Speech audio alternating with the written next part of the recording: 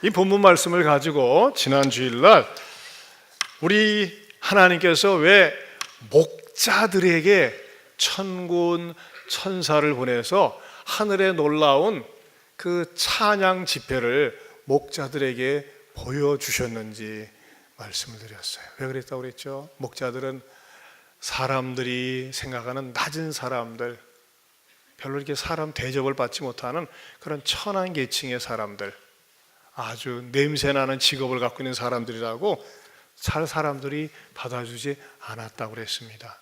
그런데 우리 하나님은요, 높고 뛰어나고 탁월하고 잘난 척하는 사람들보다는 낮은 소외 계층을 사랑하십니다.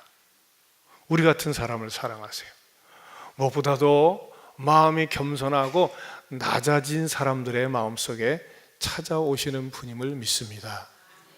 그리고 양떼들을 밤에 추운데도 말이죠, 깨워서 지키고 있을 때 그 성실함을 보고 우리 하나님께서 천사들을 보내서 하늘에 놀라운 그 찬양의 칸타타를 들려주셨다고 그랬습니다. 그런데 지극히 높은 곳에서는 하나님께 영광이요, 땅에서는 기뻐하심을 입은 사람들 중에 평화로다, 이렇게 노래를 불렀는데, 찬양을 불렀는데, 그 찬양의 주된 가장 큰 대주제가 무엇이었을까요?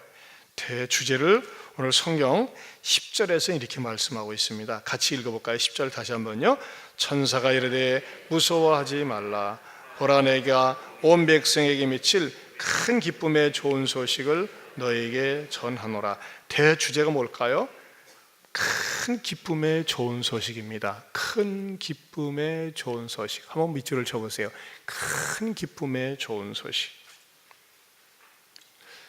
여러분, 우리는 얼마나 큰 기쁨의 좋은 소식, 흥분이 되는, 놀랄 만한, 경천동지할 만한 그런 기쁨의 좋은 소식들을 듣습니까? 때로는 너무나 많이 들어서, 자주 들어서 마음이 둔감해지지 않을 수도 있어요. 자, 오늘 성경을 통해서 큰 기쁨의 좋은 소식이 무엇인지 여러분에게 전하고자 합니다. 그러나 천사들은 큰 기쁨의 좋은 소식을 가지고 목자들에게 다가와서 그 찬양 콘서트를 하는데, 현실은 안 그랬어요. 현실은 첫째는요, 불편한 소식들이 주변에 만연해 있었다고 하는 것입니다. 예수님이 탄생하는 그 이스라엘 나라는 일단은요, 로마 제국의 압제 아래에 있었어요. 식민지 속에 살았습니다. 자기 나라가 없어요. 자기 나라를 잃어버렸어요. 그리고 경제적으로도 굉장히 불안정한 시대에 살고 있었습니다. 그런데 갑자기 로마 제국의 통치자인 가이사 아구스토가 자기가 이 지배하고 있는 모든 나라에게 특별한 영을 내렸어요. 그 영이라는 게 뭡니까? 2장 1절을 보겠습니다. 시작. 그때에 가이사 아구스토가 영을 내려 천하로 다 호적하라 하였으니, 2절 맞아요. 이 호적은 구려녀가 수리아 총독이 되었을 때 처음 하는 것이라. 아마 호족들이 정리가 되지 않은 것 같아요. 그러다 보니까 어떤 어려움이 있을까요? 세금을 징수하려고 하는데, 인두세를 징수하려고 하는데 도대체가 잘 판가름이 안 되는 거예요. 그리고 호적이 없으니까 말이죠, 이것이 어디 출신인지, 혹시 반역자는 아닌지 이런 것들을 색출해야 되는데 말이죠, 이 정권 연장 차원에서 이 정권을 갖다 유지하기 위한 목적으로 천하 각국에 딱 우리 로마 제국하에 너희들은 있다 하면서 말이죠, 이 호적을 갖다가 등록하라고 영을 내린 것입니다. 자, 그런데 이 여기에 해당되었던 인물이 누구였어요? 요셉과 마리아였습니다. 요셉과 마리아는 정혼하고서 지내고 있었는데, 우리가 알고 있는 것처럼 마리아는 어떤 상태였어요? 성령으로 말미암아 잉태되었었고 만삭되는 몸을 가지고 있었습니다. 그러다 보니까는 요셉과 마리아도요, 베들레헴이 원래 고향이거든요. 그래서 어떤 일이 일어나느냐, 2장 오늘 방금 읽은 2장 3절부터 5절까지 보면요, 모든 사람이 호적하러 각각 고향으로 돌아가매. 마제 4절 5절 읽습니다. 요셉도 다윗의 집 족속이므로 갈릴리 나사렛 동네에서 유대를 향하여 베들레헴이라 하는 다윗의 동네로 그 약혼한 마리아와 함께 호적하러 올라가니 마리아가 이미 잉태하였더라. 그러면서 거기 보면요, 6절에 보면 거기 있을 그때에 해산할 날이 찼다 그랬어요. 완전히 만사계의 만사. 자, 우리가 성경을 이렇게 평면적으로 보면은 별로 이렇게 불편한 것이나 어려운 것이 없는 것처럼 보입니다. 그런데 나사렛에서 베들레헴까지 거리는 어느 정도 되느냐 한번 길이를 재봤더니요, 약 144km입니다. 144km라고 하면 어느 정도인지 감이 되지 않을 것 같아서 우리나라, 아니 익산 예안교에서 어느 정도 가야지만이 144km인가 하고 지도를 찾아봤더니요, 전라남도 무안국제공항까지가 약 140km예요. 그러면은 우리 익산 예안교에서 전남 무안국제공항까지 가는 시간은 어느 정도 될까? 승용차로 몰고 갈 때 1시간 45분이 걸립니다. 그러면요, 나사렛에서 베들레헴까지 승용차 타고 갔을까요? 승용차가 없어요. 뭐 타고 갔을까요? 나귀. 가난하니까 나귀 타고 몇 날 며칠을 걸어서 갔을 거예요. 길이라고 비포장도를 아니겠습니까? 그러니까 얼마나 이 요셉과 마리아에게 있어서는 힘든 시간이었겠어요. 그렇죠? 불편하고 힘들고 어려운 그 걸음을 해서 베들레헴까지 왔었다고 하는 것입니다. 지금은 뭐 행정력이 얼마나 빠르고 좋습니까? 우리 뭐 호적 신고하려면 동사무소에 가면서 하면 되지 않습니까? 그러나 이 고대 사회에 있어서는 이것이 얼마나 어려운 일이었는지 몰라요. 자, 상황은 다르지만은 어떻습니까?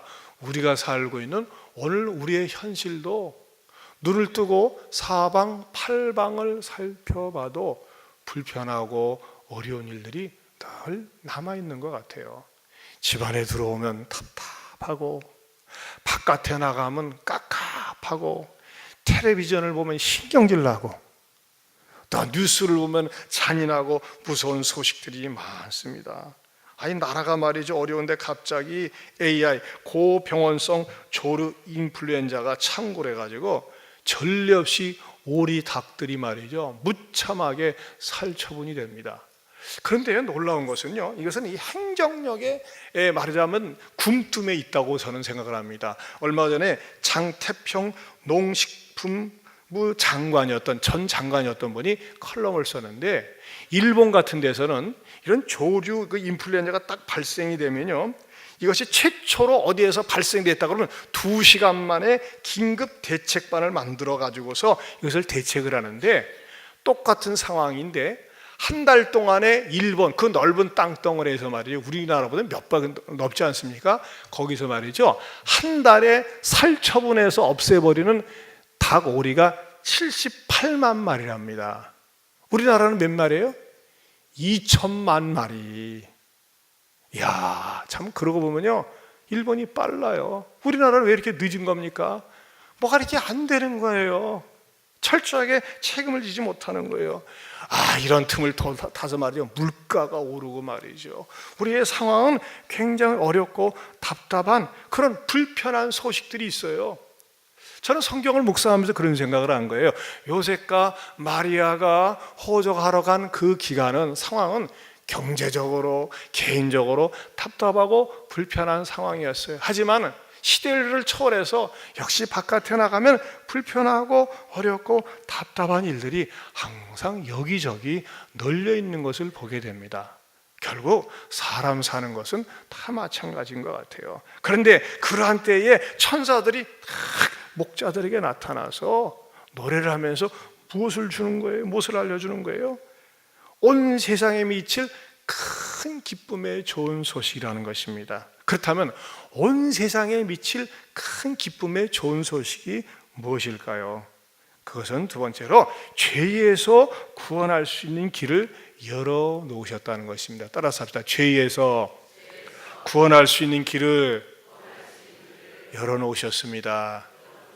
여러분, 이 세상이 혼란스럽고 문제가 많고 고통이 많고 아픔이 많고 슬픔이 많은 것은요, 죄 때문에 그래요. 죄. 많은 사람들이 눈만 뜨면은요, 죄 지을 생각을 하고 삽니다. 어떤 사람은 머리를 써서 고급스러운 죄를 짓고, 어떤 사람은 눈에 보이는 잔인한 죄를 짓고, 마음에 짓는 죄를 짓고, 행동으로 짓는 죄를 짓습니다. 사람이 말이죠, 이 죄로부터 쉽게 벗어날 수가 없습니다. 여러분, 그걸 아셔야 돼요. 사람이 죄를 지어서 죄인이 아니라 죄인으로 태어났기 때문에 죄를 짓는 거예요. 우리는 커가면서 죄를 짓는다고 생각이 돼요? 아니에요. 사람은 태어나서부터 죄성을 가지고 태어나요. 예를 들면요, 어떤 어린아이가 태어났어요. 어느 집사님 가정을 보니까요, 딸아이가 태어나서 굉장히 좋아하고 이뻐합니다. 이 아이가 한 3살쯤 됐을 때 엄마가 또 임신이 됐어요. 엄마가 보니까 말이야, 큰 아이가 보니까 엄마 동생 언제 태어나? 곧 나올 거야. 엄마 나 동생 태어나면 정말 이뻐하고 아껴줄게. 아이고 고마워라 우리 큰딸, 이쁜 딸, 큰애기 하면서 말이죠, 엄마가 큰딸에 대해서 동생 태어나면 잘 보살펴달라고 교육을 시킵니다. 엄마 빨리 왜 안 태어나? 조금만 기다려. 드디어 동생이 태어났습니다. 아이고 내 동생 이뻐라 하면서 말이죠, 머리도 쓰다듬어주고 이뻐해 주는 것 같아요. 근데 어느 날 말이죠, 엄마가 잠깐 나가서 화장실에 있는데 이 둘째가 말이죠, 소리 지르면서 막 악을 쓰고 우는 거예요. 가봤더니 언니 3살 먹은 언니가 동생 눈을 찌르고 있고 코를 비틀고 있어요. 너 왜 그래? 싫어. 왜 엄마가 동생만 이뻐해? 뭐예요? 질투심이 생긴 거예요. 그래요, 안 그래요? 그래요. 자, 그렇다면요, 야, 네 동생 태어나면 질투해야 된다, 미워야 된다, 엄마 아빠가 가르쳐 준 적이 있습니까? 전혀 가르쳐 준 적이 없어요. 그런데 왜 질투하고 미워하고 시기하는 거죠? 죄성이 그렇게 가르쳐 준 거예요. 그러면서 아이가 말을 배우고 글자를 깨우치고 자라나면서 뭐예요? 아주 죄를 짓는 게 지능적이 됩니다. 거짓말을 가르쳐 주지 않은데도 거짓말합니다. 그러면서 더욱더 거기에 학식이 높아지고 좋은 직업을 얻어보세요. 아주 유능한 범죄자가 됩니다. 여러분, 청문회 보셨잖아요. 세상에 우리는 뭔가 좀 정직하게 얘기할 줄 알았는데 눈 하나 깜짝하지 않고 모르겠는데요, 그런 적 없습니다.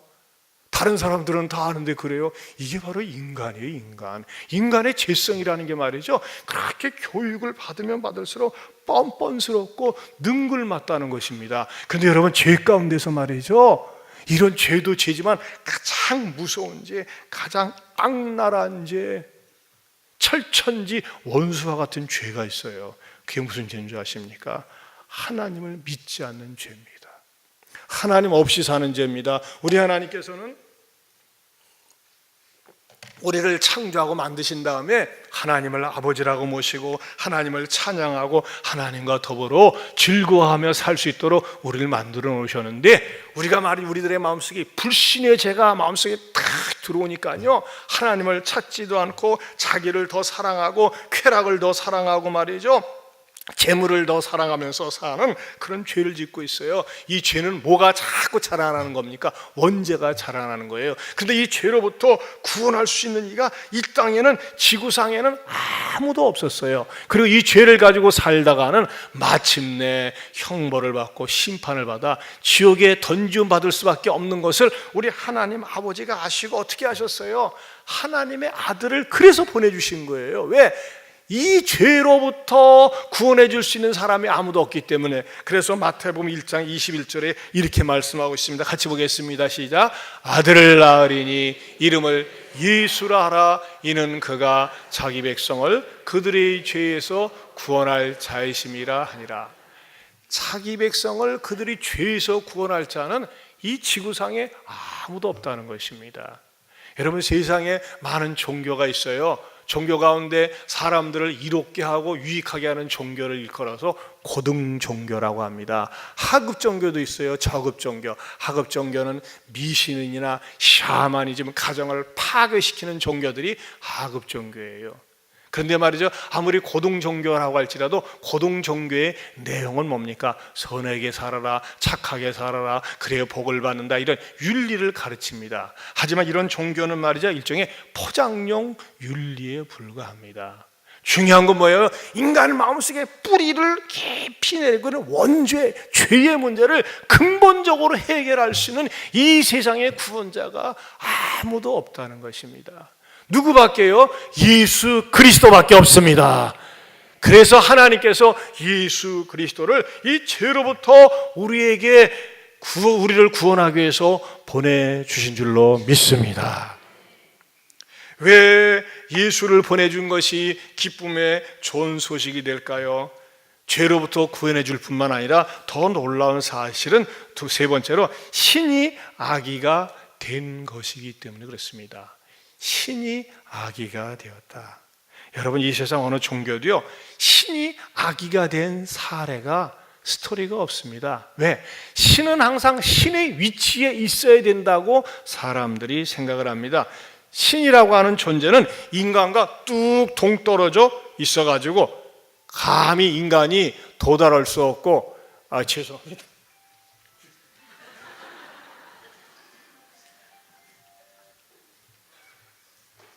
아이고, 저한테도 이런 어리석음이 있었습니다. 신이 인간과 동떨어져서 살아야 된다고 사람들이 생각을 합니다. 신은 우리 인간이 미칠 수 없는 곳에 있어야 된다고 생각을 하는 것입니다. 그래서 감히 신 앞에 얼굴도 들지 못하고, 인간이 잘못하면 신은 인간을 책망하고 호령하고 심판을 해야 된다는 것이 우리 인간의 생각입니다. 신한테 어떻게든지 잘 보여야지만이 신이 우리를 축복해 준다, 그런 생각을 하고 있습니다. 그래서 말이죠, 천재지변이 일어나거나 태풍이 일거나 말이죠, 이런 자연재 앞에 인간들은 벌벌 떨면서 어떻게 하면 신을 달래줄 수 있을까? 여러분, 왜 무당들이 말이죠, 울긋불긋한 옷을 입고 막 춤을 추는 겁니까? 말이죠, 이렇게 소복이나 하얀 옷을, 검정 옷을 입지 않고 막 울긋불긋한 옷을 입고 춤을 춰. 왜 그런지 아세요? 신을 달래기 위해서 그러는 거예요. 춤을 달래준다 이거예요. 희생제물을 주면 달래준다 이겁니다. 이것이 사람들이 생각하는 신관입니다. 이런 신관을 갖다가 뭐라고 그래요? 소위 디이즘, 자연신교라고 합니다. 이 자연체를 움직이는 그런 보이지 않는 자연신인데 그 신을 달래줘야 된다. 여러분, 정동진 해돋이 왜 가는 거예요? 막연한 그 미신 사상이 있는 거예요. 해돋이에서 해를 쫙 쬐면 해신이 나에게 복을 주지 않겠는가 하면서 손을 빌고서 하는 거예요. 뭡니까? 이것이 자연신교예요. 여러분, 그리스도인들이 12월 31일 날 예배 드리러 가지 않고 그런 데 가다가 대부분 사고 많이 납니다. 그 가는 거 아니에요. 예배를 드려야지. 12월 31일 날 하나님 앞에 예배 드려야지. 눈에 보이는 태양은 늘 뜨는 거, 태양이 뜨는 게 아니죠. 잘못 표현된 거라고 그랬잖아요. 그런데 가서 해돋이 본다고 그래가지고서 복을 비는 거, 이거는 잘못된 샤머니즘입니다. 샤머니즘. 전 세계식의 극성을 떠는 나라는 우리나라밖에 없어요. 여러분, 12월 31일 날 하나님 앞에 나와서 예배 드리고 하나님으로부터 놀라운 은혜를 입을 수 있기를 바랍니다. 그리고 1월 1일 날은 말이죠, 그 사진 보여주셨나? 우리가 다 가족 사진을 찍어준다니까요. 아까 그 사진 보여드렸어요? 네. 가족 사진을 딱 찍어서 말이죠, 하나님 우리와 함께하여 주옵소서, 기념비적으로 여러분에게 드리는 거예요. 그런데 말이죠, 그런데 우리 하나님 아버지는 많은 사람들이 생각하고는 통상적인 일반적인 신관을 완전히 깨고 하나님이 아기가 되신 거예요. 창조주가 아기가 되신 거예요. 그래서 기저귀를 찾고 어머니 젖을 먹고 걸어다니고 걸음마도 하고 그랬어요. 어떻게 보면 말이 되질 않아요.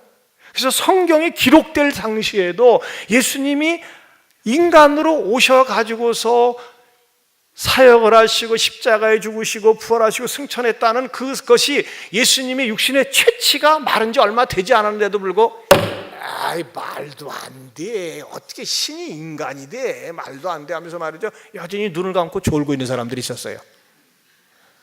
그러자 요한이 너무나 답답해가지고 안타까워서 뭐라고 얘기까지 하느냐, 요한이서 2장 7절에 시작 봅니다. 눈을 뜨세요. 그리고 성경을 보세요. 요한이서 1장 7절 시작. 미혹하는 자가 세상에 많이 나왔나니 이는 예수 그리스도께서 뭐로? 육체로 오심을 부인하는 자라. 옛날에 이단은 뭐예요? 지금도 그러지만 예수가 어떻게 육체를 입고 와? 이런 자가 미혹하는 자요 적그리스도니 그랬어요. 어떻게 신이 사람의 몸을 입어? 왜냐하면 그 이원론적인 사상, 헬라 사상 때문에는 그러는 거예요. 왜? 육체는 더러운 것이다, 육체는 악한 것이다. 그런데 어떻게 신이 육체의 몸을 입고 이 땅에 올 수 있느냐면서 그것을 거부한 거예요. 거기에 나름대로 철학적인 요소를 가미했어요. 하지만은요, 왜 하나님이 왜 아기가 되셨느냐? 여기에 신학적으로 여러 가지 많은 증거할 내용들이 있지만, 예수님이 속죄 제물이 되기 위해서 사람의 몸을 입었지만 무엇보다도요, 우리들에게 뭐가 위로가 되는 줄 아세요? 우리들 이해하고 동정하기 위해서. 히브리서 4장 15절을 보겠습니다. 다 같이 히브리서 4장 15절 시작. 우리에게 있는 대제사장은 우리의 연약함을 동정하지 못하실 리가 아니요 모든 일에 우리와 똑같이 시험을 받으신 이로되 죄는 없으시니라. 예수님은요, 우리를 동정하기 위해서, 여러분, 신이 우리가 동떨어져 있어 보세요. 그럼 우리 그렇잖아요. 신이 우리를 어떻게 이해를 하겠어요? 그런데 예수님 우리와 똑같은 사람이 되셨어요. 그 대신에 죄는 없으세요. 우리의 슬픔을 아세요. 우리의 아픔을 아세요. 소외됨을 아세요. 여러분, 예수님이 당신 자신에 대해서 증거할 적에 예수님은 난 하나님의 아들이다, 그러면서 요셉과 마리아를 통해서 자기가 당신이 이 땅에 오신 분이 아님을 증명하니까 사람들이 뭐라고 했어요? 너 사생자구나, 네 부모를 인정하지 않는 거 보니까 사생자구나 하면서 말이죠, 사람들이 손가락질했어요. 한마디로 마리아는 뭐예요? 너 미혼모구나 놀려댔어요. 그렇게 예수님 미혼모의 아픔을 아세요. 고아들의 아픔을 아세요. 왜 그렇게 손가락질을 당해보셨습니까? 예수님은 가난을 아세요. 예수님의 육신의 아버지 양부나 다름이 없죠. 그 육신의 아버지 요셉은요, 일찍 세상을 떠났어요. 그래서 어린 동생이 요셉과 마리아를 통해서 사남 이녀의 육남매가 있었는데, 예수님 말이죠, 어려서부터 뼈 빠지게 목수일을 하면서 동생들을 뒷바라지했어요. 가난의 아픔을 아세요. 예수님은요, 사람들이 질병으로 고통당하고 괴로워하는 것을 아셨어요. 그래서 예수님은 모든 환자들을, 중환자들을 다 고쳐주셨어요. 왜? 그들을 아시기 때문에 고치시는 거예요. 예수님은 죽음의 고통을 아셨어요. 그래서 죽어서 상여를 메고 가는 그 죽은 자 앞에서 그 상여에게 명령해서 살려주셨잖아요. 이렇게 예수님은 우리와 같은 사람이 되면서 가난과 소외당함과 슬픔과 질병과 버림당한 이 모든 것을 알고 계시는 거예요. 왜? 하나님이신 분이 사람이 되셨기 때문에. 그래서 우리는 예수님을 지금도 부르면요, 우리가 느낄 수 있고 경험할 수 있어요. 왜? 그 예수님은 사람이 되셨는데 이 땅에 오셔가지고 하나님의 아들로 오셔가지고 십자가에 죽으시고 3일 만에 부활하신 다음에 그 예수님과 똑같은 하나님의 성령을 우리 가운데 보내주셨기 때문에 예수님을 느낄 수 있고 예수님을 찾을 수가 있습니다. 그래서 우리가 예수님을 믿는 거예요. 저는 그런 의미에서요, 성탄절을 맞이해서 참 하나님이, 참 신이, 참 사람이 되신 것, 이것을 우리가 믿고 받아들이는 것, 이것은 기가 막힌 신앙 중에 놀라운 축복인 줄로 믿습니다. 저는 그래서 찬송가 가운데 122장에서 이 가사가 너무 좋아요. 이 세상에 주께서 탄생할 때에 참신과 참 사람이 되시려고 동정녀의 몸에서 나셨다. 우리 이것만 한번 불러보겠습니다.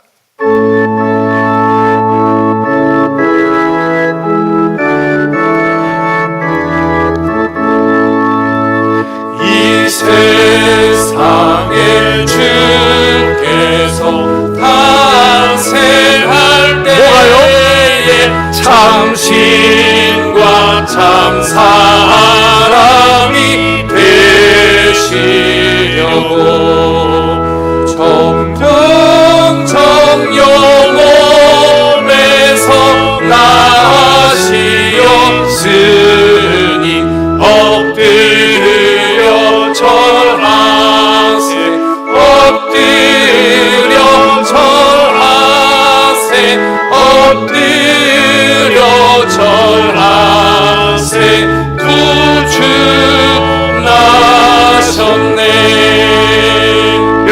성탄절에 반드시 기억해야 될 것은 뭐냐면 참 하나님이 참 사람이 되시려고 아기로 오셨다고 하는 것입니다. 우리나라에 일반적으로 알려져 있는 불교 석가모니는요, 참 신이 아니세요. 그냥 사람이세요. 좋은 사람이세요. 좋은 사람. 완전한 사람이 아니세요. 그냥 좋은 사람이에요. 그러나 그도 역시 뭡니까? 죄인이에요. 죄인이기 때문에 죽음을 정복하지 못한 거예요. 하지만 예수님은 완전하신 하나님이 완전하신 사람이 되셨는데, 그것은 저와 여러분을 죄로부터 구원해 주시고 내 처지를 아시고 나를 도와주시기 위해서 참 인간으로 오셨습니다. 아멘입니까? 네 번째로 우리는 그러므로 이 기쁨의 소식을 전해야 합니다. 나만 독점해서는 안 됩니다. 좋은 거 나만 가지고 있으면 이기적인 사람이 됩니다. 자, 이 목자들이 말이죠, 천군과 천사가 나타나서 하늘의 칸타타를 들려주고 난 다음에 어떻게 했어요? 그들이 떠났어요. 떠난 다음에 이거 어떡하지? 그랬습니까? 아니, 오늘 성경을 15절을 봅니다. 15절 시작. 천사들이 떠나 하늘로 올라가니 목자가 서로 말하되 이제 베들레헴으로 가서 주께서 우리에게 알리신 바 이 이루어진 일을 뭐하자? 보자. 그랬어요. 보자. 그 다음에 16절 시작. 빨리 가서 마리아와 요셉과 그의 누인 아기를 뭐해서? 찾아서. 그 다음에 17절 시작. 보고 천사가 자기들에게 이 아기에 대하여 말한 것을 뭐하니? 전하니. 그랬어요. 전한 다음에 어떻게 했느냐? 20절을 봅니다. 시작. 목자들은 자기들에게 이르던 바와 같이 듣고 본 그 모든 것으로 인하여 하나님께 영광을 돌리고 찬송하며 돌아가니라. 어떻게 했어요? 보자, 찾자, 전하자, 찬송하자 그랬어요. 자, 우리는 어떻게 해요? 목자들보다 더 정확한, 여러분, 목자들은 말이죠, 다른 사람들 이렇게 이건 주관적인 얘기고 니네들 얘기고 할 수 있어요. 그러나 뭐예요? 성경은 목자들이 본 사실을 객관적인 근거에서 다 기록을 해놨잖아요. 그럼 우리 성경을 통해서 뭐예요? 보고 찾고 그 다음에 확인한 다음에 우리도 전하고 찬송할 수 있어야 된다고 하는 것입니다. 여러분, 우리가 말이죠, 우리가 믿는 예수님을 우리만 독점해서는 안 돼요. 저는요, 저 스스로를 돌아볼 때 종종 문득문득 생각하는 것 가운데 내가 이 세상에서 가장 잘하고 가장 복받은 것은 예수 믿는 것이다. 만약에 오주환이가 예수 믿지 않았더라면 저는 조기 사망 내지 조기 자살했을 거예요. 왜 사는가? 무엇 때문에 사는가? 인생이 허무했어요. 그러나 예수님을 나의 구세주, 나의 하나님으로 모신 다음에 때로는 사는 것이 힘들고 어려워도 가치가 있고 보람이 있고 미래가 있는 거예요. 여러분들에게도 그런 축복이 있기를 축원합니다. 그렇기 때문에 어떻게 해야 됩니까? 우리는요, 때를 얻든지 못 얻든지 듣든지 아니 듣든지 직장에 있든지 길거리에 있든지 어느 곳에 있든지 기회만 주어지면 이 예수님을 전해야 돼요. 지난 주일날 오후에 우리 주차 봉사팀하고 모처럼 그 대하 수목은 영성 훈련을 갔어요. 다 못 가서 다 거기서 손을 흔들고 인사를 한 다음에 제일 정상을 향해서 올라갔습니다. 다 올라갔더니 말이죠, 한 50대 초반의 어떤 아저씨가 그 대하 그 수목원에 산을 갔다가 감상하고 있더라고요. 그래서 어느 집사님이 주신 그 귤 3개, 초콜릿 3개를 주면서 그 비닐봉지를 주면서 이거 드세요 했더니 이 아저씨가 가방에다가 꾸기적 둬요. 넣은 다음에 가만히 있다 보니까 감상하다가 그 달걀이 한다 귤을 하나 딱 끄집어내서 까먹고 있어요. 옆에 가서 선생님, 이 겨울산을 바라보는 소감이 어떻습니까? 너무너무 좋습니다. 낙엽이 탁 떨어지고 완전히 빨가벗은 저 나무 밑에서 흰 속살이 드러나는 것처럼 저 산을 바라보니까 내 가슴이 뻥 뚫린 것 같습니다. 그래요. 여러분, 겨울산의 맛이 그거예요. 그렇죠? 산에 올라가면 여름철에 녹음이 우거진 것과는 달리 산 정상에서도 밑에까지 딱 보여요. 뻥 뚫린 것 같습니다. 선생님, 저렇게 산이 뻥 뚫린 것처럼 환하게 보이는 것처럼 우리 인간도 하나님 앞에 내가 감추고 싶고 덮고 싶은 내 마음이 환히 드러날 날이 있습니다. 네? 그것은 무슨 말씀이냐? 우리 인간이 살면서 한평생 살다가 하나님 없이 살면요, 남모르게 지은 죄, 숨은 죄가 다 드러날 때가 있단 말입니다. 성경에서 한 번 죽는 것은 사람에게 정해지는 것이요, 그 후에는 심판이 있다고 그랬는데, 선생님, 혹시 선생님, 하나님께서 선생님을 부르신다면 저 심판대 앞에 당당히 서실 자신 있습니까? 그리고 내가 너를 천국에 보낼 만한 이유가 있느냐고 물어볼 때, 네, 나는 천국에 갈 수 있습니다, 얘기할 수 있습니까? 그러니까 뭐라고 그래요? 동문서다, 나 천주교 다닙니다. 아, 그러세요? 매주 낮으십니까? 가끔 나갑니다. 어디 사시는데요? 어느 성당 다니시는데요? 네, 영동동에 삽니다. 어느 성당은 얘기하지 않으세요? 그러면 선생님, 거기 다니시는데 하나님이 그러실 리는 없겠지만 오늘 저녁에라도 부르신다면 천국 가실 수 있어요? 강요하지 마십시오. 종교는 자기 다 기호대로 선택하는 것 아닙니까? 예, 맞습니다. 선생님이 말씀은 맞습니다만 부처님, 공자님, 석가모니 마음에 다 훌륭하지만 그분들은요, 훌륭한 분들이지만 죽음은 해결하지 못했습니다. 다 죽고 말았습니다.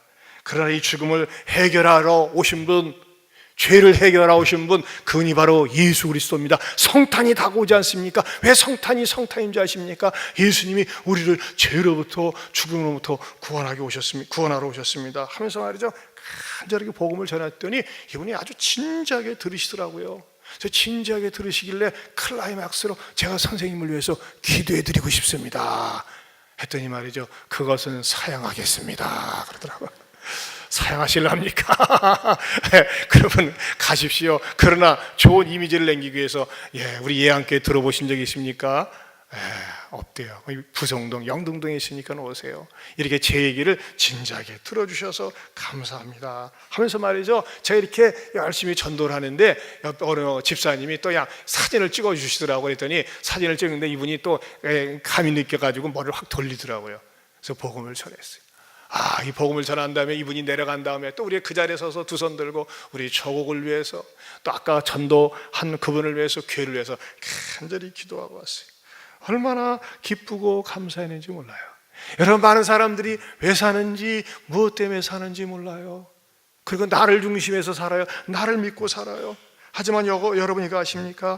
예수님을 믿어야지만이 진정한 참된 만족과 행복과 평안이 있는 줄로 믿습니다. 여러분, 예수를 믿으면요, 참된 만족과 행복이 있어요.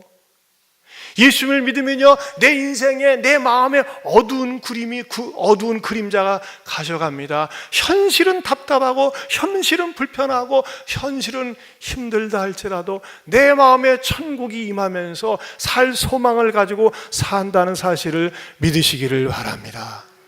지난주에 우리 교회 김정자 집사님, 송경 집사님이 저쪽 고랑동 신흥마을이라는 곳으로 이사를 갔어요. 가는데 우리 집사님 부부가 감사가 차고 넘쳐요. 행복이 차고 넘쳐요. 우리 여집사님 보세요. 여장부처럼 딱 이러고 폼 잡고 앉아 있어요.